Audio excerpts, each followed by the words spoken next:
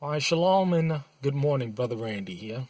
Out on this first day, about to do some running, and I'll be primarily be on the land today, doing some stuff, some of my own roof work. It's often stated that a carpenter never gets to work on his own things because he's busy working on everybody else's stuff. But today I'm going to take some time to do some roof work on my own, applying the knowledge and the skill set that I've learned from taught ones, masters, master carpenters, and applying that skill set here.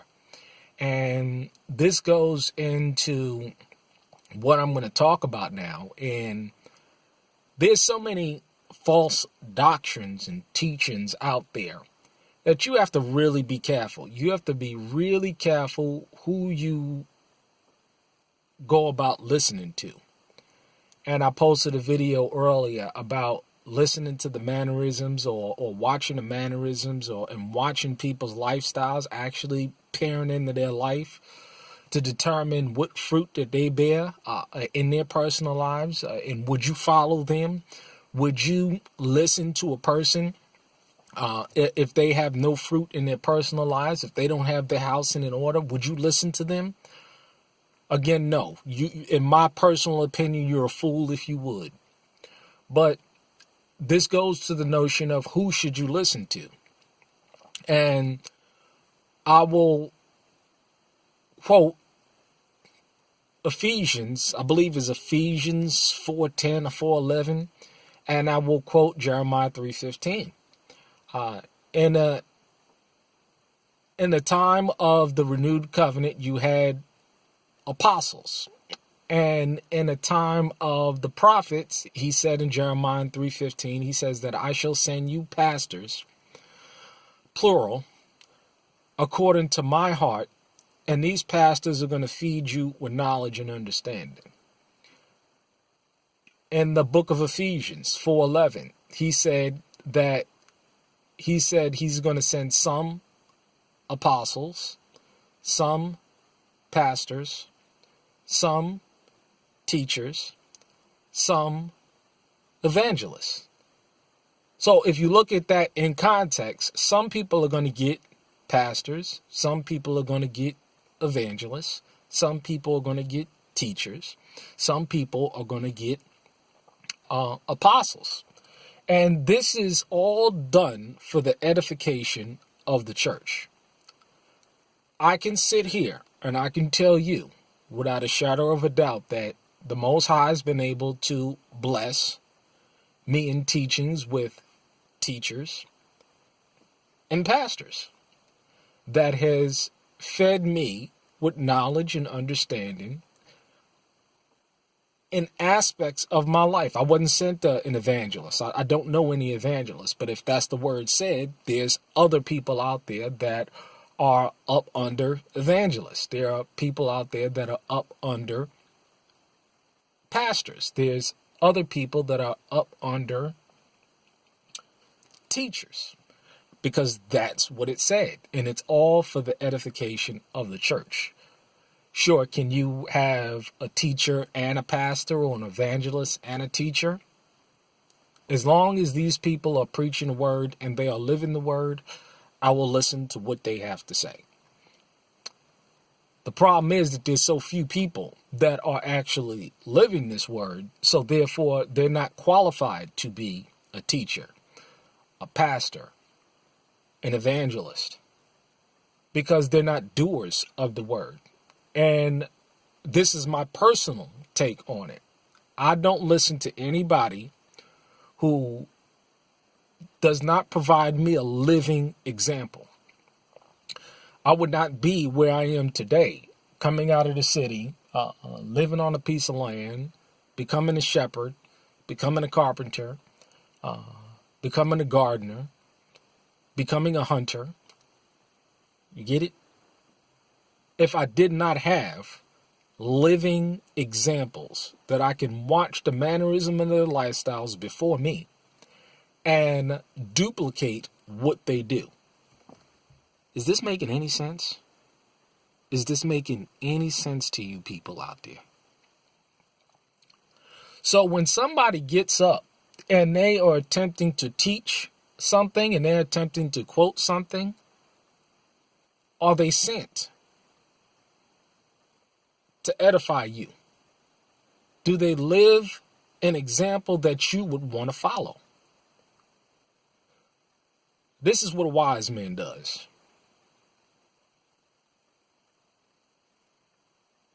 There are people out there that believe that they don't need any teachers.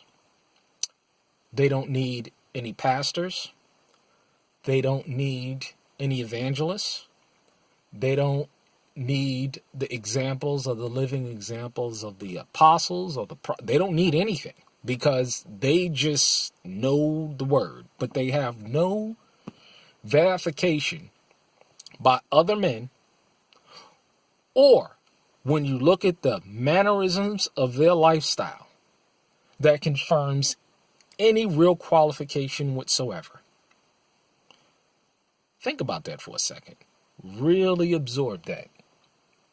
You know, I've taken it on the chin because, and I've been listening to, I'll give an example, Pastor Fox for years, and I receive him as a genuine, bona fide Jeremiah 3:15. You know why? Because I look at the mannerism of his lifestyle, and I look at a man that lives righteously, that does not exploit people, that is a man of honor and integrity, that is open and honest about who he is and what he does and his genuine love and respect for people. And a lot of people have personally attacked me because he's white. Really? He's an Edomite. They say he's an Edomite, and so therefore he's not qualified to teach the word.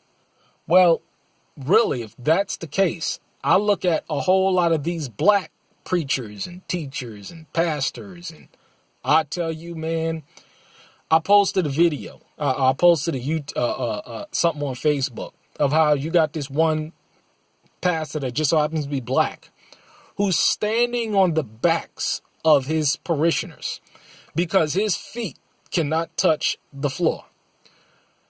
I've grown up being in the NAACP. I've told you a lot, rubbing elbows with a lot of pastors, and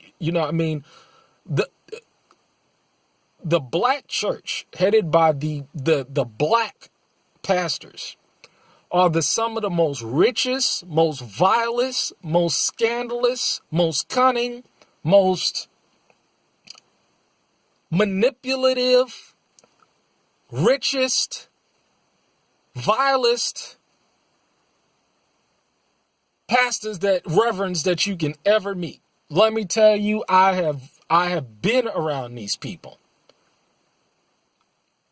And when you look at they sound good on camera. They sound good in the pulpit. They sound real good. Let me tell you how good they sound. Charismatic, dressed the part, look the part. But when you look at their lifestyle, it's full of scandal and controversy. Full of it. Look at their life. And so you mean to tell me that just because this man is white, or the color of his skin is white, because we're dealing with just from that perspective. You mean to tell me that just because the color of his skin is white, I can't receive him as a pastor? You got to be out of your mind. You got teachers that are out there that I have learned more out there. Give you another example.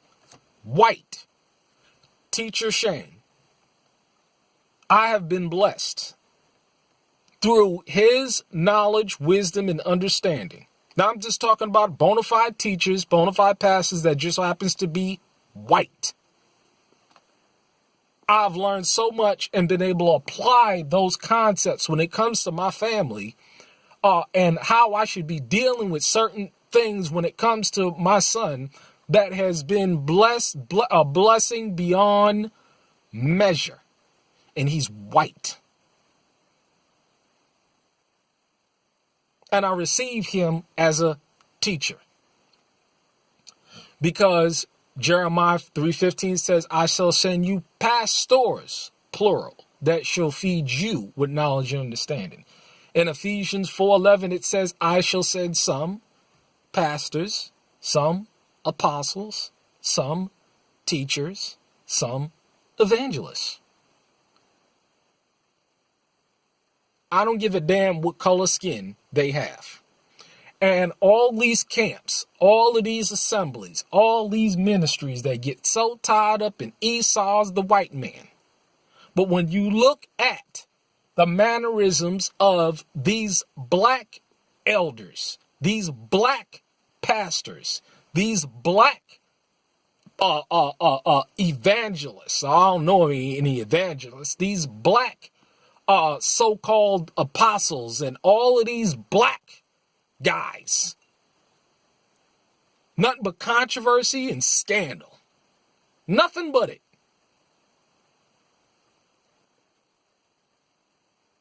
Because you're always going to want to look at the mannerism of a man's lifestyle, enriching themselves, because it talks about this stuff in the word also, but you ain't gonna never hear them quote it though. It's amazing the condition that we are in as a people today. So anybody out there talking about they don't need pastors, they don't need evangelists, they don't need apostles, or they don't need teachers to grow in this thing, you listening to a fool. You are literally listening to a fool. And I would not listen to anything that they have to say, especially when you look at the mannerism of their lifestyle. Because before I listen to a person, black or white, as a matter of fact, I don't care what color skin that they have. I'm always looking at their lifestyle, and I'm always looking at the fruit that they bear. Sure, can TD Jakes get up and you can have 100 testimonies from TD Jakes followers or Creflo Dollar followers or Benny Hinn followers that says that as a result of listening to them, their life has been great and wonderful, and they have just been brought to Christ, and they have just been blessed as a result of listening to TD Snakes and Creflo Dollar and all of these other fake ass pulpit pimp pastors. It's amazing. It's amazing how people just can't look at what's right there in their faces. But they're all wolves in sheep's clothing, whether it is black or white. Yes, we need teachers. Yes, we need pastors. Yes, we need evangelists. Yes, we need people that are going to teach this word. But I would suggest to you first, before you receive any pastor, any teacher, any evangelist, any apostle, as the book of Ephesians says, make sure that they're edifying the church and not exploiting the church. Have a blessed day. Shalom.